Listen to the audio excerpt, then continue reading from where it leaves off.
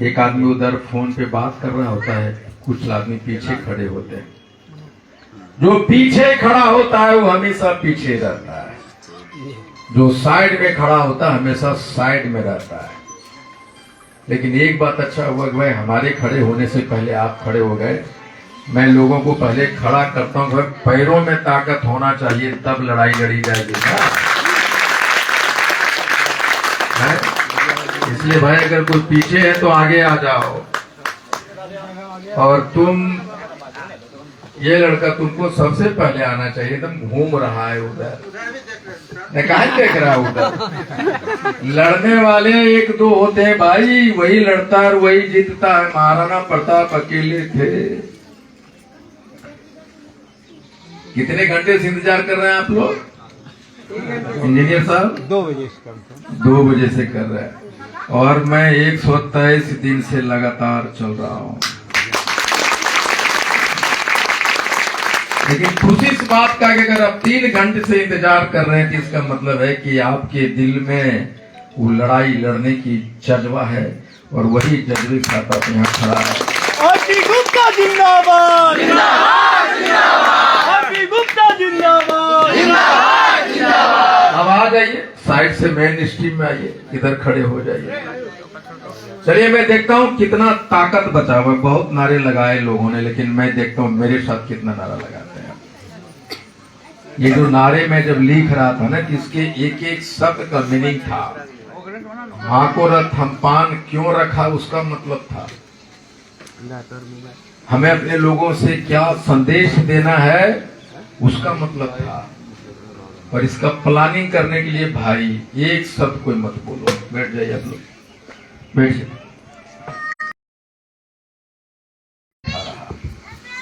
अब वो सारी चीजें कैलकुलेट की, हमारी क्षमता क्या, हम क्यों छीने गए, कैसे लड़ेंगे, हमारे दुश्मन क्या, हमारे शक्ति क्या, ये सारी चीजें हमने कैलकुलेट किया।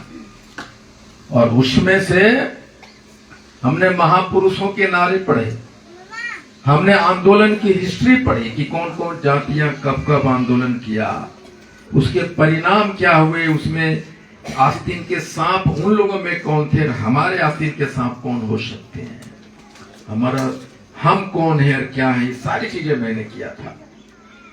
और मैंने 2 नारे 2 महापुरुष से लिए। पहला, वो बेटा कूद जबो वहां, एकदम सीधे कूद जबो, यहाँ एकदम हल्ला नहीं करना है। पहला जो मैंने नारा लिया वो डॉक्टर भीमराव अंबेडकर का नारा था कि शिक्षित बनो, संगठित बनो, संघर्ष करो।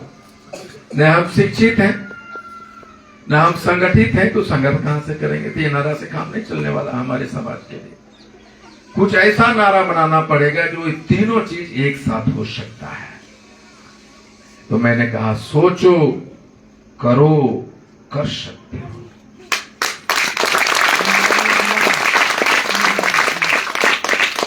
फिर मैंने एक और नारा लिया।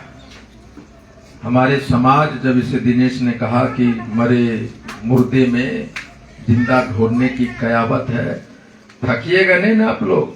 नहीं सर, ये लोग पर भरोसा नहीं है मुझे, लेकिन आप लोगों पर है।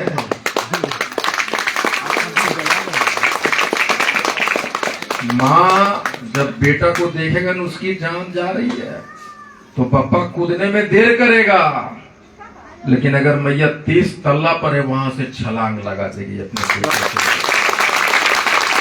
इसलिए आप पे ज्यादा भरोसा है 200%। इन लोगों को तो कोई भाजपा में हो, कोई मुखिया जी का आदमी है, कोई MP साहब का नहीं। आप सिर्फ अपने बेटे बेटे की माँ है, बहन है, इसलिए भरोसा आप पे ज्यादा। तो हमने कहा, फिर मैंने दूसरा नारा देखा, तुम मुझे खून दो मैं तुम्हें आजादी दूंगा। नेताजी सुभाष चंद्र बोस। मैं आपका खून नहीं मांग रहा। खून अगर गर्म होता तो 78 बरस के बाद IP गुप्ता के यहां आना पड़ता, कहीं MP होता। आपका ठंडा खून लेंगे तो हम ठंडा जाएंगे। तो हमने कहा कि तुम मुझे 2 दिन दो, मैं तुम्हें आरक्षण ला के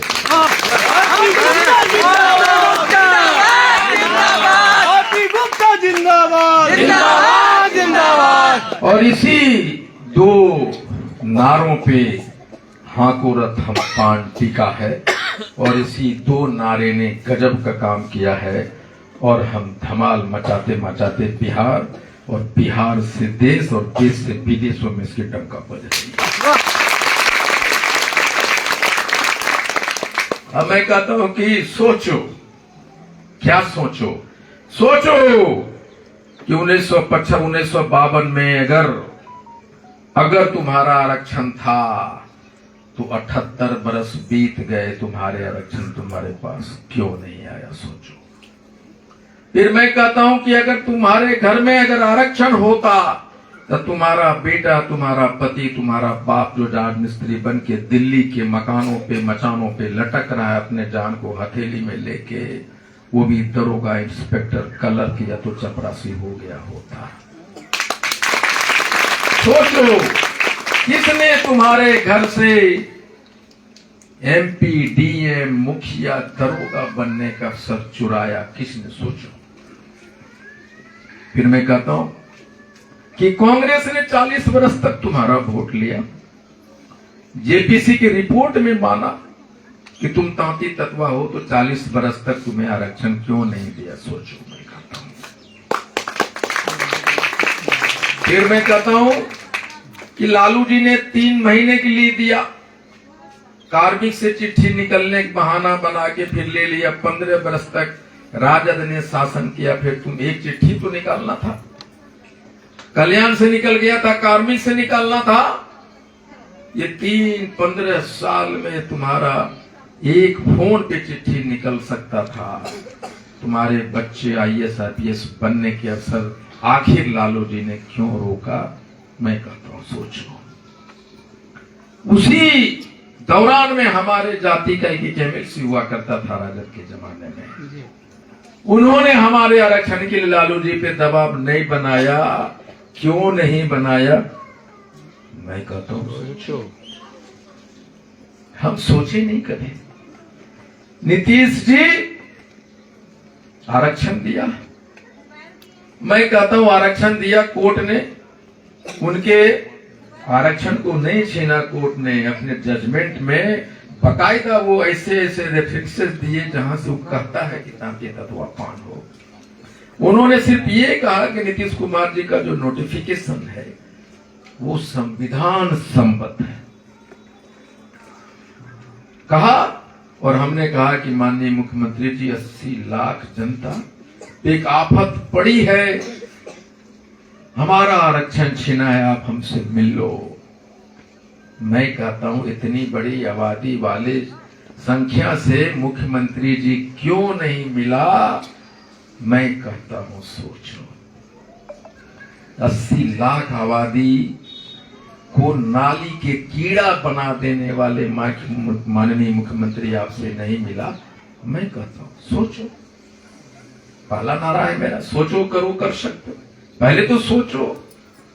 फिर मैं कहता हूं, आखिरी मीटिंग है सुनील, इसके बाद भी है, यही है ना?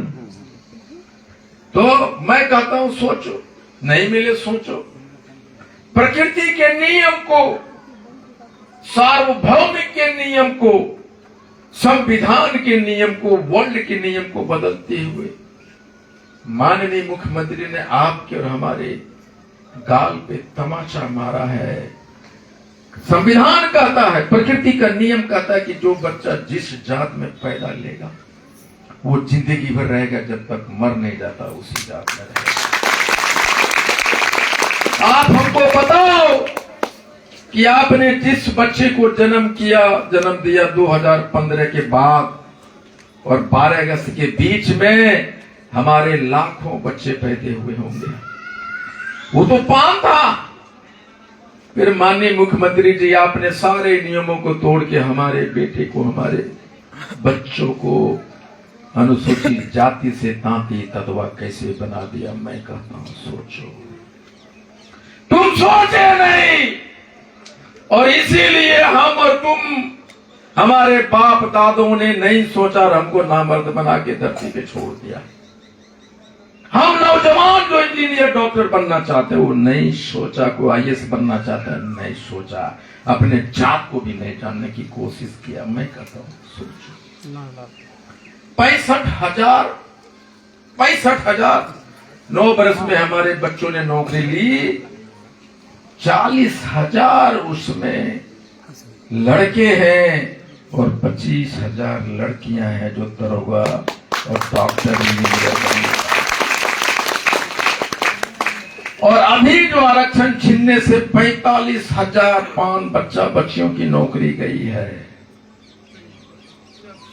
वो रिव्यू पिटीशन में जाते मुख्यमंत्री तो ये तांती ततवा का नोटिफिकेशन नहीं निकालना पड़ता उनको। हमारे पास 7 ऐसे कारण थे जिससे हमारी, अगर वो रिव्यू पिटीशन में जाते तो हमारी एक्सेप्ट होते और हम डबल बेंच से ट्रिपल बेंच में जाते, हम लड़ जाते और हम अभी तक तांती ततवा नहीं पान जाति के होते। आरपी गुप्ता जिंदाबाद, जिंदाबाद, जिंदाबाद। आरपी गुप्ता जिंदाबाद, जिंदाबाद, जिंदाबाद। मैं कहता हूं सोचो, क्यों नहीं गए? चलिए भाई, नहीं गए।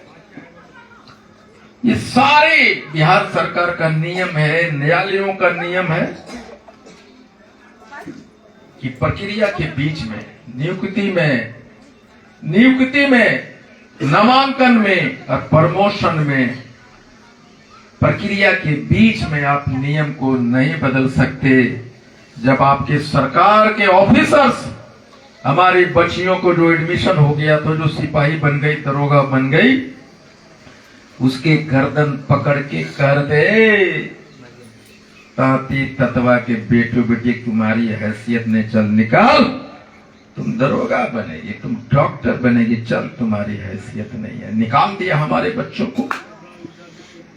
रोती थी हमारे पास फोन करके कि अंकल मैं डॉक्टर बन गई, एडमिशन हो गया, दुनिया जान गया कि मैं डॉक्टर बन गई, पीएमसी से मुझे निकाल रहा है, चल मुझे बताओ। उसका बाप जिसकी डॉक्टर थी वो भाजपा जदयू उसका गुलाम क्यों था? तुम्हारा डॉक्टर बनने और से छीनने के बीच में हमारे बाप, तुम्हारे बाप खड़े थे जो नामर्द थे, किसी के गुलाम थे, निकाल दिया। माननीय मुख्यमंत्री जी कह सकते थे ऑफिसर को बुला के कि ये नियम है, हमारा खुद का बनाया हुआ नियम है, इन बच्चों की क्या गलती है? इन बच्चों ने वही सर्टिफिकेट लिया जो हमने दिया था। तांती ततवा को सर्टिफिकेट नहीं बन रहा था उस समय वही सर्टिफिकेट बन रहा है, छीन लिया। मैं कहता हूं सारे नियमों को धत्ता बताते हुए माननीय मुख्यमंत्री आपका क्यों छीना? सोचो, मैं कह रहा हूं सोचो।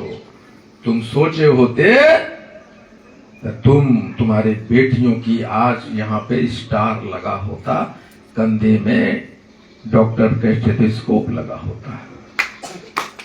नहीं सोचे।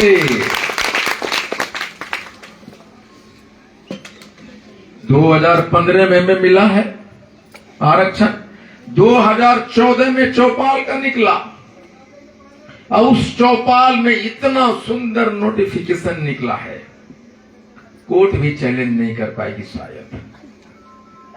और हमारा कब निकला? हम नहीं, जो खड़े नहीं हो पाती हैं बैठ जाइए, लेकिन जो खड़े रह सकती हैं, आपका खड़ा होना दर्शाता है कि आप लड़ने के लिए तैयार हो रहे हैं। 2 घंटे भी अगर आप खड़े नहीं, आप बैठिए, अगर दिक्कत है तो कोई बात नहीं, जिनका एज हो गया वो कोई बात नहीं, बैठिए। क्यों भाई? जब हमारा निकला 2015 में, उसमें समायोजन वर्ड कैसे आ गया? मैं कहता हूं सोचो। हमारे 5 गो तथाकथित नेता थे, क्या उन्होंने वो नोटिफिकेशन नहीं दिखला चौपाल वाला? खतवे से जो चौपाल निकला उन्होंने वो नहीं देखा? और अगर देखा तो समायोजन वर्ड कैसे छोड़ दिया? ये नेता लोग क्या कर रहे थे? ये कौन है यार? अरे हमरे रखा है। 2 फोन है, दोनों को स्विच ऑफ करके रखा हूं। ये एक बहुत बड़ा बाधा है हमारे पास सोशल कैरेक्टर का। ये छोटी बात नहीं है। मैं कहता हूं सोचो, ये जो 5 नेता थे, ये 50 बरस से कहते हैं मैं नेतागिरी कर रहा हूं। आईपी गुप्ता तभी आया, 40 बरस से नेतागिरी कर रहा है। तो मैं कहता हूं तुम 5 ही के 5 ही क्यों रह गए? छठा हमारा एक भी नेता क्यों नहीं हुआ? मैं कहता हूं सोचो, 40 बरस में हम फलना बाबू, हम चिल्ला बाबू, हम नीतीश के करीब, हम लालू के करीब, हम फलना करीब, हम फलना करीब। तो तुमको एक भी टिकट 40 बरस में कोई पार्टी क्यों नहीं दिया? हम कहते हैं सोचो। ऐसा तो नहीं कि तुमने समायोजन वर्ड जानबूझ के डाला। क्यों डाला? आईपी गुप्ता 2015 से 33 तत्वा, और जब नोटिफिकेशन हट गया, बीच में हम 9 साल के लिए पान बन गए, और फिर नोटिफिकेशन निकला, फिर 33 तत्वा। ये जो नेता है 5 को, वो क्यों नहीं 33 पान से 33 बना? वो पाने कैसे बना हुआ है?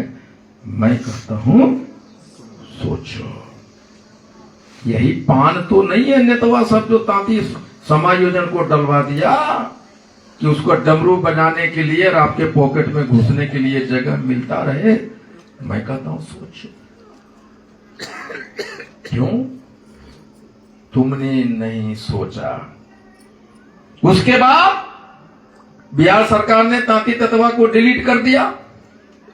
हम केंद्र सरकार को दौड़ते रहे, हवाई जगह पढ़ के मंत्रियों से मिलते रहे, मंत्री जी केस चल रहा है, 33 तत्वा को विलोपित कर दीजिए, हम जीत जाएंगे। भाजपा 9 साल तक विलोपित नहीं किया। क्यों नहीं किया? उसके लिए छोटा काम था। मैं कहता हूं सोचो। कभी सोचा आप लोगों ने इस तरह से?